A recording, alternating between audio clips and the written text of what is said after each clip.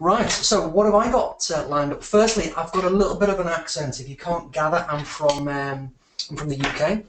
A little bit of an accent. I talk a little bit fast, so if you can't keep up, just think a bit faster. I'm sure we'll get along nicely. And what I will be talking about is basically just 6 rules that you need to kind of elevate what you're doing already. It's something that you can add into your existing trading routine, and it just puts a little bit of spit and polish on your existing trading. Maybe it just highlights and emphasizes some better trading opportunities for you. So I am new to this presentation format. My name's Philip Newton. I've been in a variety of publications on my side of the pond. I appreciate that many people are hearing me for the first time. I've written for Seek and Alpha, Stock Social, again lots of Forex related websites and publications, which is pretty much what I spent most of my time doing for 12 of the last 22 years. At 16 years of age, I was hand drawing charts. I got into this quite early, and fast forward 22 years later, I pretty much became very good at it, and I made my full-time career out of this very early on. But it's not about me. You don't want to spend the next sort of 30-40 minutes hearing about my life story. If you like that sort of thing, there are plenty of interviews around. You can pretty much Google me or just hit me up and I'll point you in the right direction.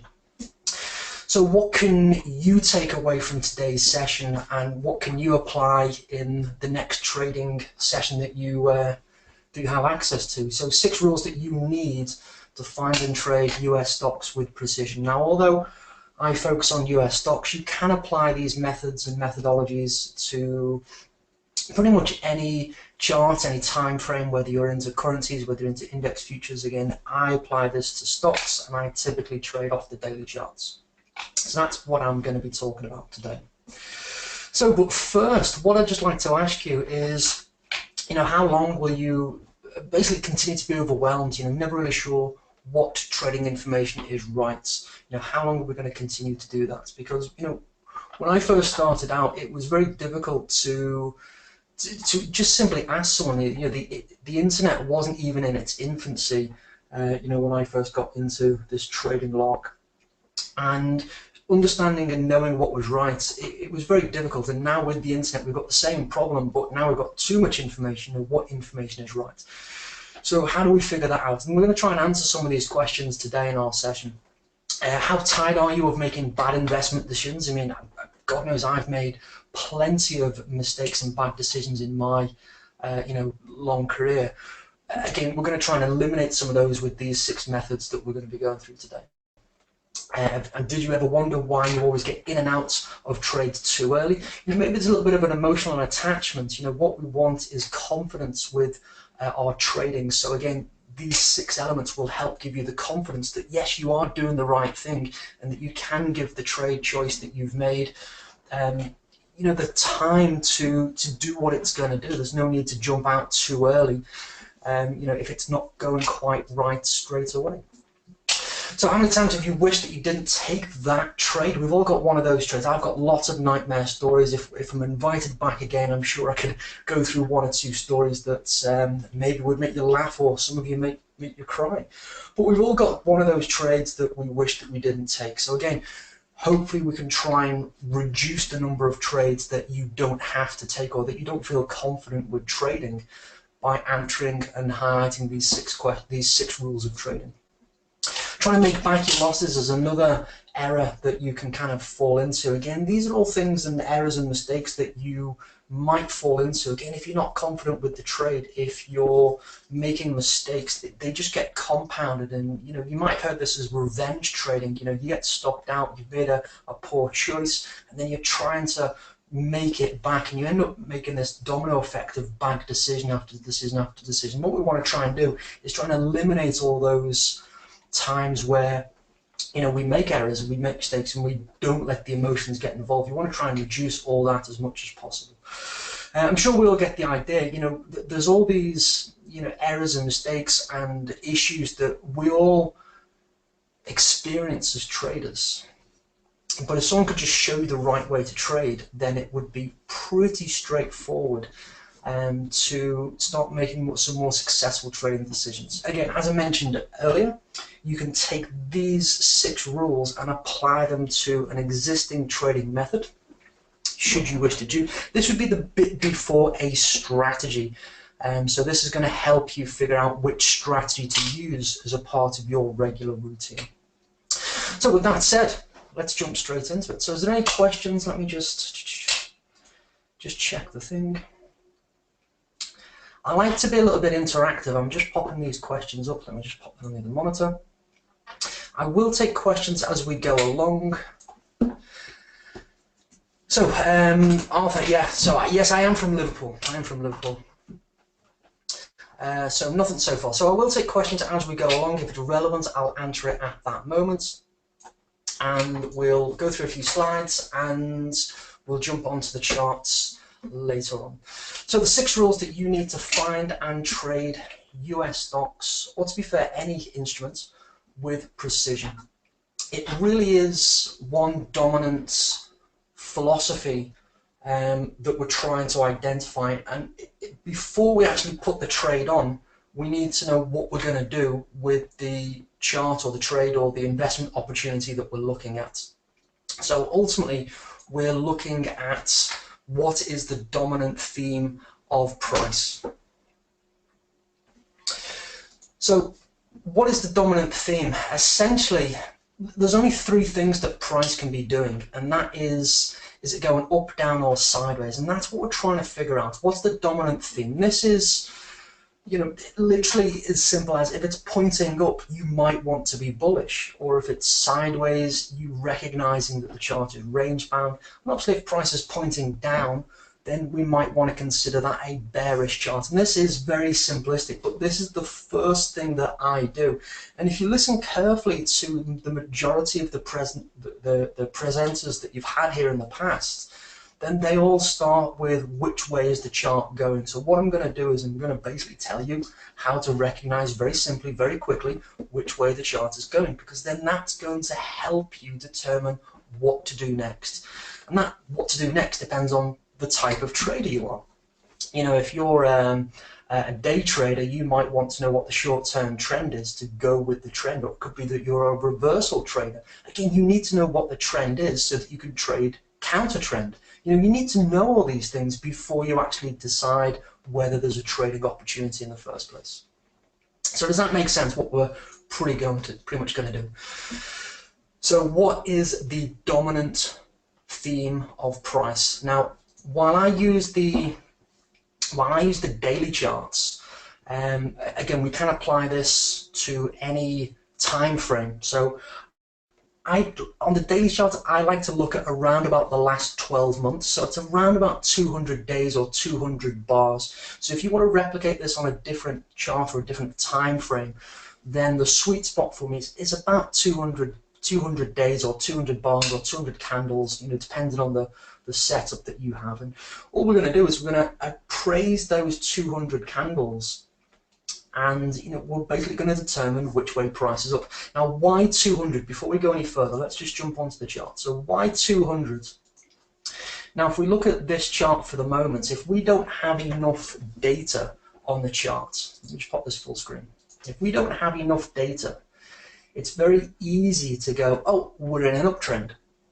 But we've not got enough sample data to make that decision. Does everyone kind of recognize that while we've got this chart and we've got a dozen or so candles on the chart, they do start off at the bottom left, they finish at the top right, and you could argue that this would be in an uptrend. But if we slowly put some more data on the charts and we look at a little bit more data, then now we're not so sure which way price is. You know, previously we were starting at the bottom left and that section of the chart was maybe pointing upwards, but now it starts, you know, we've got, you know, a little bit of conflict over what the overall chart direction is. Does this make sense? This is why we're going to have 200 candles. So as we continue to zoom out, we start to see a better image of what the overall theme of the chart is when we have around 200 candles, 200 bars.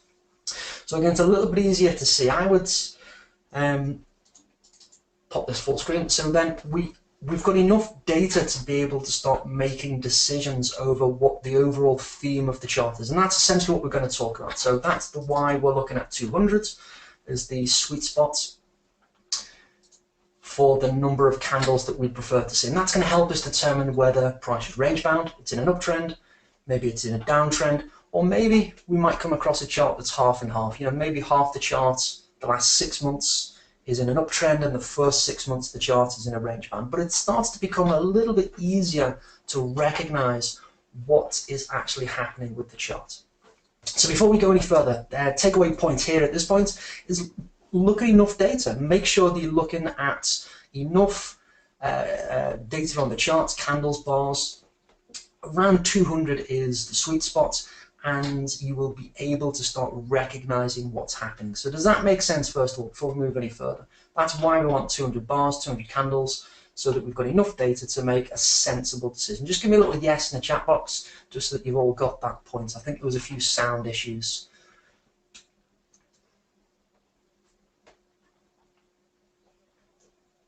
Excellent, excellent. Thanks, Jay. Thanks, John. Mike, thank you very much. John, yeah, to be fair, you could put a 200-day simple moving average on the chart. That would certainly be a very good visual way. I like to trade without indicators the majority of the time on my charts, but you're absolutely right. Yeah, you could certainly put a 200-period moving average on the chart if you want some help, just to kind of figure out what's ultimately going on with the charts. But yeah, that's another way of doing and accomplishing the same thing. Excellent, excellent. Right, okay, so we've looked at the charts. So 6 rules you need to find and trade the US stock. So rule number 1, guess what we're going to do? The first 2 are probably going to be pretty straightforward. There shouldn't really be any surprise to anyone. But the first rule that we're going to use is we want to buy the dip in an uptrend. So we can see, again, looking at the last 200 bars, we can see that we've got a very obvious and very dominant uptrend. Now this is on the weekly chart, but the same principles apply. What we want to try and do is we want to recognize firstly that this chart is pointing up. Now because of that, we would then, well, for me personally, if I'm trading the trend, I want to buy the dip in an uptrend. So if I'm going to buy the dip in an uptrend, I need to know if the chart that I'm looking at or the instrument that I'm looking at is in an uptrend. And this is Facebook. This is actually a recent chart of Facebook. This was an alert I sent out to my subscribers. But basically buying the dip in an uptrend, we can see most recently that the price of the chart was retracing, and we get a nice little exhaustion bar. It could be a hammer or something with a big spike on it, but that's typically what I'm looking for. Is recognize that price is in an uptrend and buy the dip in an uptrend. Pretty straightforward. Another quick example. Now this is an example of what we might, or what I refer to as half and half. So the first half might be sideways. The second half we can see is in an uptrend. But the most recent theme of price is in an uptrend. And again, once we've recognized that price is in an uptrend, anytime that price retraces, that offers us an opportunity to buy the dip in an uptrend. Does that make sense? Is everyone happy with this logic? Buy the dip in an uptrend. So rule number 1, we need to figure out what the trend is. If we trade the trend and the trend is up, we want to buy the dip in an uptrend. Sound excellent. Thanks very much for the feedback, folks. Appreciate it. It's such a simple thing. Again, don't underestimate simplicity. I spent 22 years to make trading this simple. I started off like most people, overcomplicating it and using all the indicators and all the whiz-bang widgets and all the fancy tools. Most of the time they're not needed. They are really not needed. We just need to very simply say, okay, which way is price going, and jump on the shirt tails. The people who are far smarter than us, far cleverer than us, are driving price. The people who have millions to move and influence a stock or commodity, that's what's driving the market. So we want to know which way the money's going, because if we recognize the trend, otherwise known as the money flow, which way is money going? Money's going into this stock and the price is rising. And if the price is rising, maybe I can buy it at a discount, on a retracement and join the money flow, join the party. And that's what recognizing what the overall theme of the chart is doing, that's what it does for us. Now, probably no surprise then, second rule, you're going to sell the rally in a downtrend. Again, don't underestimate simplicity. We want to look back at the last 200 or so bars, in this case about the last 12 months. And again, this is from earlier today. But we want to sell the rally in a downtrend, you know, which it starts at the top left, it finishes at the bottom right. It's hard not to say that this is a downtrend. And that's it. This is a link to some free software. I'm not selling anything today, folks. You'd be pleased to know. So there's no hard pitch. I'm just here to give you some great information. But there's a little bit of software that I use. If you want that, it's free to you know, it's my gift to you. But if you just go to that link and you can get your own piece of software, and it does some of this work for you. We'll touch on that later. But anyway, sell a rally in a downtrend. That's what we want to do. Recognize the trend. And all these opportunities, all these rallies are in a downtrend. These offer us an opportunity to join the party.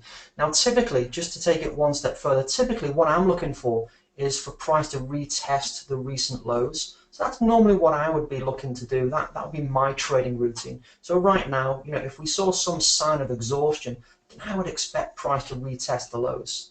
You know, and there's there's $4, $5, $6 potential profits, and it increases or enhances the flavor of the trade by going with the trend. It just increases the opportunity. So sell the rally. So buy the dip in an uptrend, sell the rally in a downtrend. I'm just catching on the questions. There's a few relevant ones. So Hitesh Trader, does the overall market condition play a part? This is what we're recognizing. This is for this chart. This is the market condition. The market condition is in a downtrend for this chart. Let's just go back to the previous chart. The market condition here, it's in an uptrend. This is the first thing that we would do. Does that make sense, Hitesh? Hope I'm pronouncing your name right. I don't mean to get it wrong, if it is. But that's the theme of the chart that we're looking at, the market condition. This chart is in an uptrend. It would be preferable to buy the dip in an uptrend. Similarly, this chart is in a downtrend. It would be preferable to sell the rally in a downtrend. Yeah, so Sandy, so you often miss the trades just by starting, but are just starting a pullback. To be fair, what I'm looking for is, you don't necessarily have to miss the trend. One of the things that I'm, JWN, let's just kind of skip ahead and get to the, I suppose, the good stuff. One of the things that I'm looking for is you can use Bollinger Bands to help with this. So if you're in a downtrend and then the stock price is at the upper Bollinger Band, then there's a good chance that you're not going to miss the next move down because you're at, you know, what most people might term a statistical price extreme. You know, and this is the sort of thing that, you know, that's actually went out to my premium alert guys earlier in the week. Well, you know, we've got price at a statistical price extreme. I don't know if you can just see that on the chart, but I'm typically looking for some sign of exhaustion. You know, we could call that a shooting star, but basically it's a candle with 1/3 body and 2/3 wick to body ratio. You know, if I start to see candle like that at the Bollinger, and then when we look left, we can see that, you know, price has stopped here previously. You know, then we've got all the conditions to sell the rally in a downtrend at a logical stopping point with a sign of exhaustion that previous upward move might have exhausted. So they're the three things that I'm looking for. So I kind of got ahead of myself just to try and answer the question. You don't necessarily have to miss the next move down, Sandy. So, you know, we don't need to look at the chart all day long. I mean, for me, all I'm doing is I'm going to click this, you know, rank all the stocks relative to the Bollinger Band. I'm going to find a stock with a bearish spike, a spike on the upper portion, and that might be then in a downtrend. You know, so this, so sell the rally in downtrend. You know, so this is a stock that's in a 12-month downtrend here. So, you know, maybe I can go to that stock. So here we go. We've got a downtrend. we're at the upper Bollinger Band. The only thing I need to see is some sign of exhaustion, and that might just suggest that the stock is ready to move lower. Does that make sense? Sorry, again, I got ahead of myself a little bit, but just to try to illustrate the point, you don't have to look at the chart all day long and then wait for the rally to happen. You know, these rallies, this is on the daily chart. This can happen over, 2, 3, 4 weeks. But I'm not looking at these charts every day. I just want to click and sort and then pick the chart that I want to trade for that day. That's all this is. Find a stock that's in a rally in a downtrend or a dip in an uptrend. Just find 2 or 3 stocks to look at every day.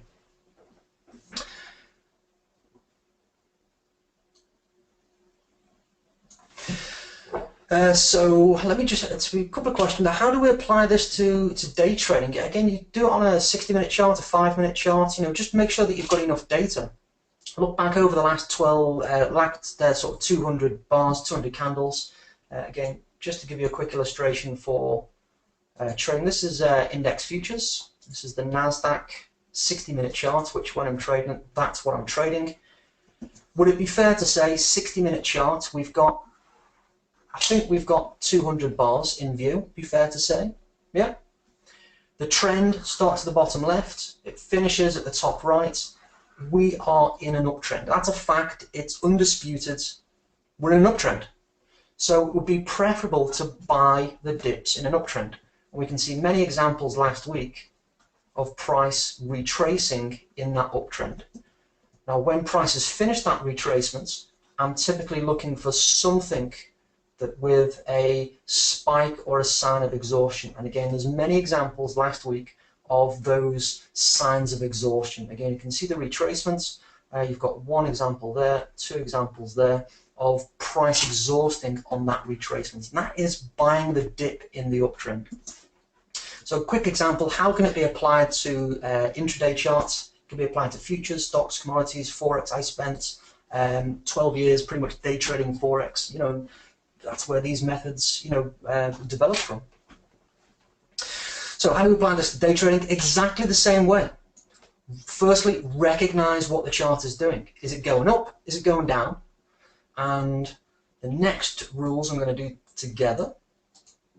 But 6 rules that you can use. So rule number 3 and rule number 4 are buy the range lows and sell the range highs. So I think it's fairly easy for most people to recognize a trend and then buy the dip in an uptrend, sell the rally in a downtrend, and then the next thing is recognize that we're range bound. So the same 200 or so candles, we want to recognize that price is range bound. Again, what we can see here is prices oscillating in a sideways motion. There's no clear or dominant trend other than it's meandering sideways. Now there is short bursts of trending price activity, but overall that trend is sideways. So that's what we want to do. So when we've recognized that we're in a sideways range, the thing that we want to do is we want to sell range highs and buy range lows. So that's what we want to do, buy range lows. Does that make sense? So if price is here right now, so if we recognize that prices have got an upper and a lower boundary, and price is in the middle of that range, that's not the best place to take a trade on. We want to wait for price to be at the upper or the lower boundaries of that range, because that is, for me, that's going to offer me the highest rewards for the lowest amount of risk. And guess what we're going to wait for? We're going to wait for some sign of exhaustion. You can see spikes and large candles with small bodies and large wicks on the candle. And you can call them all sorts: hammers, dojis, shooting stars, piercing lines, dark. Who cares what the candle's called? It doesn't matter. Big spike, small body. That's what we're looking for. And again, you can see these examples here. It's a recognizable footprint on the chart. So sell range highs and you want to buy range lows. That's essentially what you want to do. Another example. This is a Whole Food Market, if you want to look at this. So pretty easy. So in fairness, after around that point there, I think it would be fair to say that you've got a very obvious consolidation. So trading that in real time. So when price has been recognized in a range, I'd say about that point there, I think most people, regardless of age or experience of looking at the charts, would be able to say, you know what, we're probably in a range. At that point there, you can very easily find two opportunities that would have paid you some money. So is there a trade right now? We're in the middle of the range high and the range low, so we're going to wait for price to be at the range low or at the range high. They're the best place that offers the highest reward and the lowest amount of risk. Does that make sense? So sell the range highs, buy the range lows. How do you recognize the end of the trend? Vital, again, I hope I pronounced your name correctly. How do you recognize the end of the trend? Don't worry about it. In 22 years, it's not mattered once to me. We're not trying to catch tops. We're not trying to catch bottoms. This is one of those, I think, things that new traders tend to obsess over. How do we recognize the end of a trend? It's not important. Just recognize that there is a trend and go with the flow. Or just recognize that there's a range. You know, and then you can apply your strategy. If we're in an uptrend, buy the dip in an uptrend. You start applying, that's the time where if you can apply your moving average crossovers, your MACDs, you can maybe buy the oscillator lows if we're in an uptrend. You know, that's the time where you can start to formulate a plan or a strategy around what the dominant theme of price is doing. It doesn't matter where the end of the trend is. Really, it just doesn't matter. So don't you have to be careful with sizing and pullbacks in a dominant trend? Yeah, to be fair, John, you probably do, but then that talks more about the money management of position. Again, that's not the purpose of this presentation today, is pretty much to recognize what's going on. Personally, I use options, and I use long puts, long calls to trade with the trend. That's predominantly what I do. Again, it's risk defined. You know, you don't have to worry about pinpoint precision of timing the trade. Certainly with options, that's what I prefer to do. But if you are timing the trade and using stock or spread bets or CFDs, then yeah, you're going to have to determine what your risk profile is to put the trade on. And again, if you wait for typical signs of exhaustion, you know, either hammers or dojis, shooting stars, piercing line, again, these are very recognizable signs of exhaustion. If you wait for those bars with the spikes on, very small bodies, very large spikes, you wait for those opportunities at the locations or in the context of the trend that we're talking about, you're going to increase your success rate quite dramatically. So does that make sense? So in a range, we want to buy the range lows, sell the range highs. So that's rule 1, 2, 3, 4, 5. Rules 1 to 4. Buy the dips in an uptrend, sell the rallies in a downtrend. We want to buy range lows, sell range highs. Rules 4 and 5. Buy the break of range highs. Now this is termed as a breakout or a breakdown. So buy the break of a range high or sell the break of a range low. So if you've already recognized that price is range bound, when price starts to do something new, in that it's not reversing off the boundary highs or boundary lows, it might be breaking the boundary highs or boundary lows, then we can buy the break or sell the break of the range highs and lows respectively. So this is a trade that I'm looking at actually for next week. So just to try and give you a live one, just to, as an illustration, I'd say this is a down channel. It's one of those funny ones where it's a combination of both trending and ranging. It's trending in that it's pointing down, but it's also ranging as it's contained, or it's got a containment area. Now, what I prefer to do with what most people term as a channel is still treat it like a range, because technically it is a range. It's just it's sloping in one direction. So what I'm looking at here is we've got a very clear movement past the upper boundary. Very solid move here. We can see that price is moving up to the upper boundary. It's gone past the upper boundary. And what's happened here is it's moved higher. It's just retraced slightly. It's a little bit of a pullback, a little bit of a pause. So I'm looking to get bullish as price breaks above the high of that pullback. So what I prefer to do is trade the first pullback after the break of a range high or a range low. Does that make sense? That's pretty much what I prefer to do. And they're essentially, folks, they're the 6 things that you need to do for trading. Where's my list? Okay, so buy the dip in an uptrend. Sell the rally in a downtrend. You buy the range lows, sell the range highs when you recognize that price is range bound. You buy the break of range highs and you sell the break of range lows when price moves beyond that consolidation. Now, the overarching kind of philosophy of this is which way is price going. And again, it's pretty much undisputed that until something new happens, the same thing will continue to happen. And this isn't just in the markets. This is, what was it, one of Newton's laws? No relation to me, obviously. But, body in motion stays in motion, until a new external force is exerted. It's the same thing with the financial markets. Until something new happens, the same thing will continue to happen. So if we recognize that price is in an uptrend, until something new happens, then prices are probably going to continue to move higher. So if we can buy at what we think is the best possible moment, a retracement or a pullback, when price is range bound, well, guess what? Price is probably going to continue to be range bound until something new happens.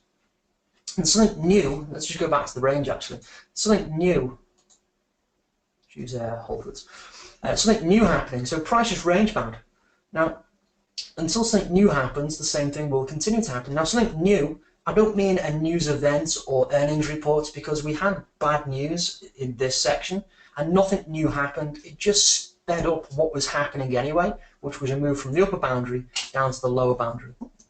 Now, something new would be if price rallied and moved above the boundary high and then developed a pullback, and then I would be looking to trade above that pullback high. So that, for me, would be something new happening. Pretty standard breakout pullback setup. So that's what I mean. So until something new happens, the same thing is going to continue to happen. And they're essentially the 6 rules, folks, that I pretty much live by. It's uncanny how it will enhance it's like adding salt to food. It's going to enhance the flavor. Does that make sense? So doing this, applying one of these 6 rules before you put your trade on, it just makes sure that you've got the right trade on. It enhances the flavor of the trade. Yeah, absolutely, John. Yeah, basically going with the inertia. So do I place any market orders at predefined pivot levels? I don't place. I use to be fair, I know what you're asking. I think you could do, John. So for example, on this chart, I could place a buy stop entry order above the pullback high, and then that stop entry order, when it's triggered, would go to market. So yeah, that could be done. Now I don't want to sit in front of every. As I mentioned earlier, there's a free piece of software that I was going to give away. So I don't want to look at every chart. My trading day is done in 60 minutes. I want to be doing other things. I don't want to be sat looking at the charts.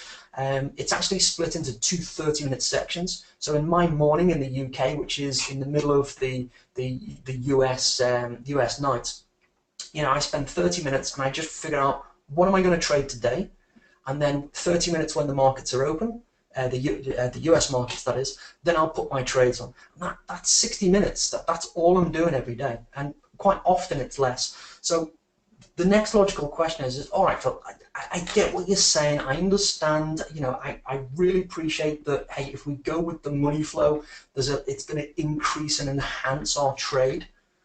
But I don't have time. That's usually the big obstacle. I don't have time, or how do we know which stocks to look at? There's so many of them.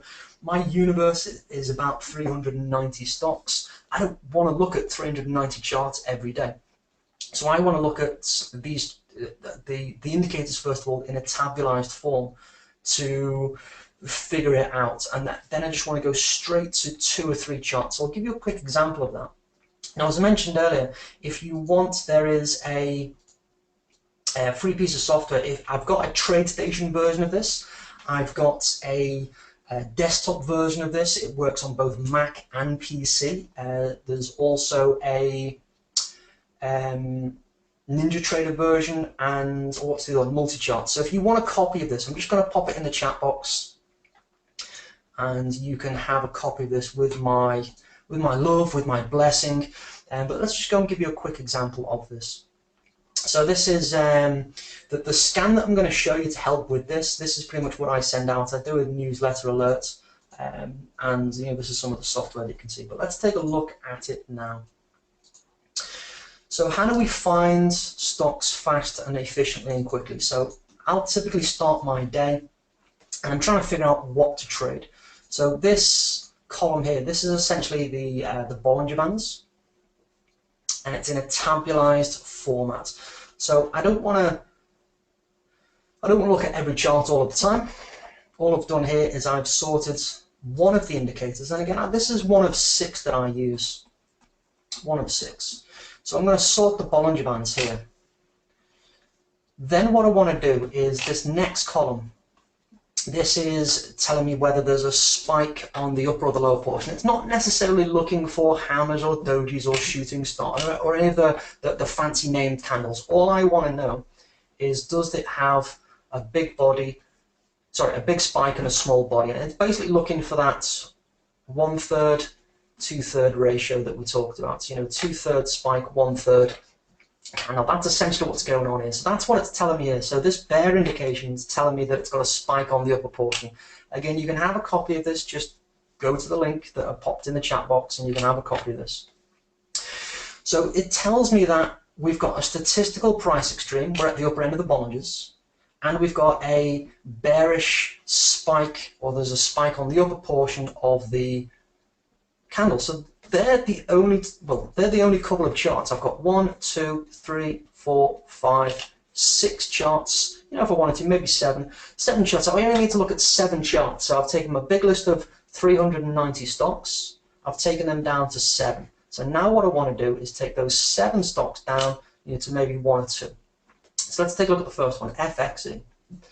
So the first thing I'm going to do here is I'm going to say, what is the trend? The trend is range bound. I think it's fairly easy to see there, based on the philosophy that we've just spoken about, and price is in the middle of that range. Now I want it to be at the upper portion or the lower portion.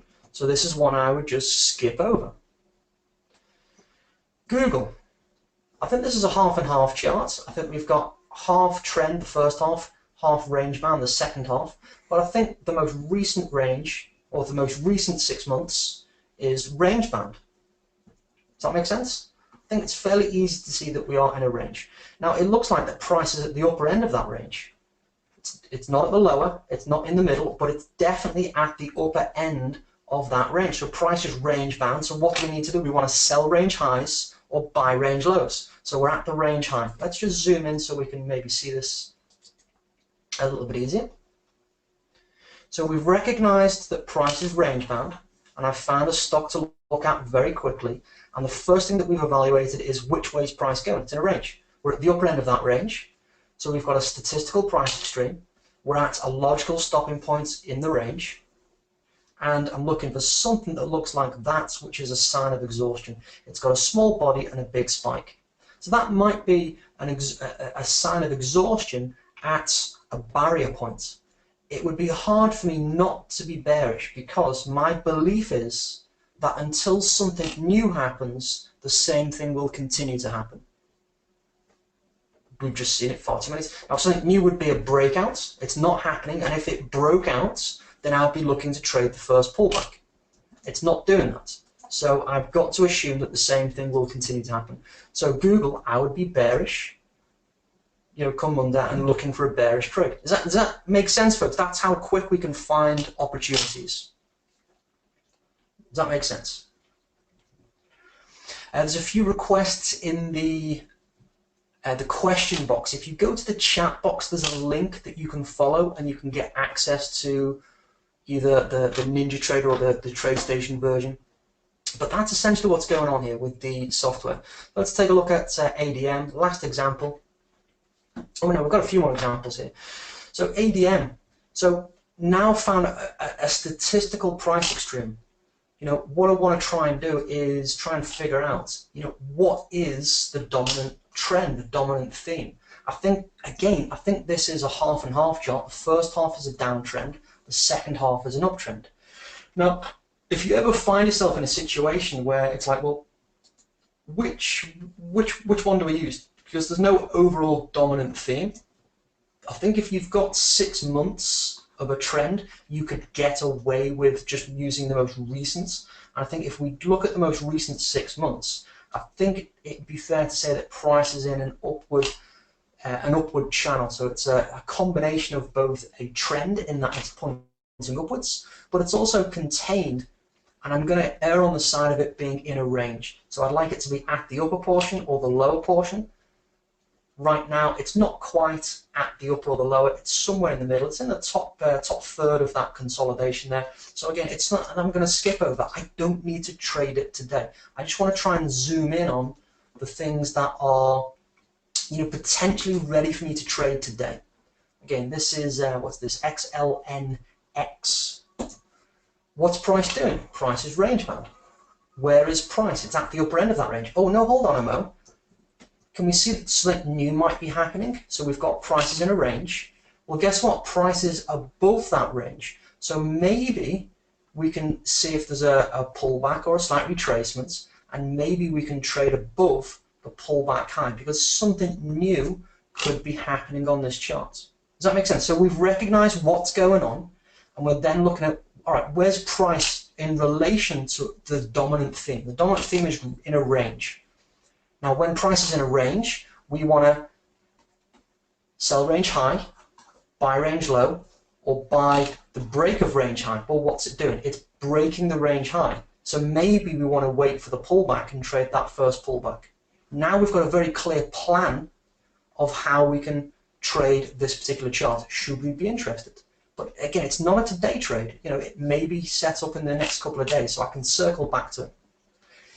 Last one then, I'm being prompted by the admin. So I think fair to say last 6 months is in an uptrend. We've got a statistical price extreme, price is in an uptrend, and we've got a nice sign of exhaustion. So is this a buy the dip in an uptrend opportunity? This is one for the counter trend traders. If your strategy is counter trend, we've just recognized that, well, at least the last 6 months is in an uptrend. There's maybe a sign of exhaustion for the moment. That could lead into a little bit of a retracement. So if you're a counter trend trader, this is how you can find a pretty much high expectation of a low dollar movement for a counter trend setup. But it all starts with which way is price going. Is everyone happy with that, folks? That's my 6 rules to help you. There's actually 2 hidden ones that we just talked about at the end there, the counter trend. But these are the 6 rules that I use to find and deploy my strategy. And we actually touched on my strategy very, very briefly.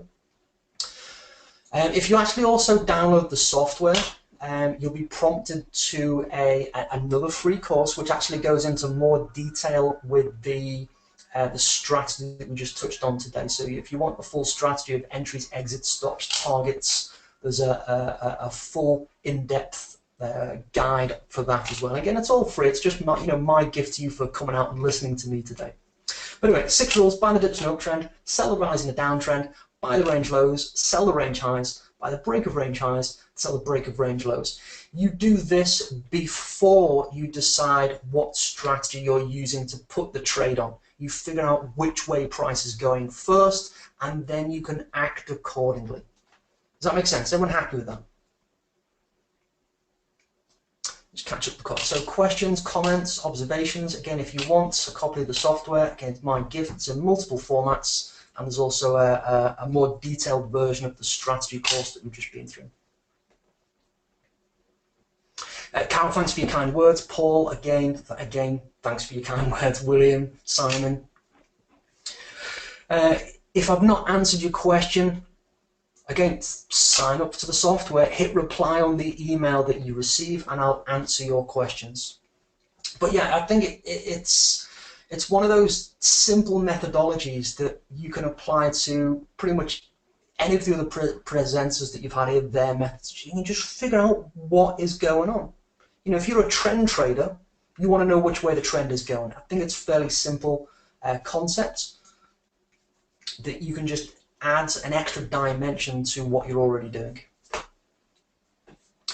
Folks, thank you very much for your time and your attention. Thank you very much for the interaction. It does make the presentation, from my perspective, a lot better. So a very warm and heartfelt thanks for asking questions and being interactive and giving me responses. It's very much well liked. I'll be happy to come again, obviously. If you need questions, comments, answering, you know where to get to me. Just sign up for the software, hit reply on the email. You obviously get the software download should you want it, multiple formats. And again, if you've got further questions or you want some education, I give away my education. I pretty much always give my education away. I believe that education should be free, but if you do want my time, like most people, you pay for it. There's an education course that goes with the software, so you'll be guided through what to do and the sorts of things that I look for. And pretty much I spend about 30 to 60 minutes trading, and then I'm away doing whatever I want to do. So it all starts with which way is price going, and the 6 rules that you can apply immediately to improve your own trading results. Once again, thank you very much for your time and your attention, folks. Thank you, Phil. Oh, sorry, go ahead. I was just going to say, Stan asked, does it work on the Thinkorswim platform? They've actually got a built-in indicator that you can use. You don't actually need it. It's already inside of Thinkorswim. They're all tools that come as standard. I've just packaged them up slightly differently. Sorry. But yes, if you further questions, shoot me an email.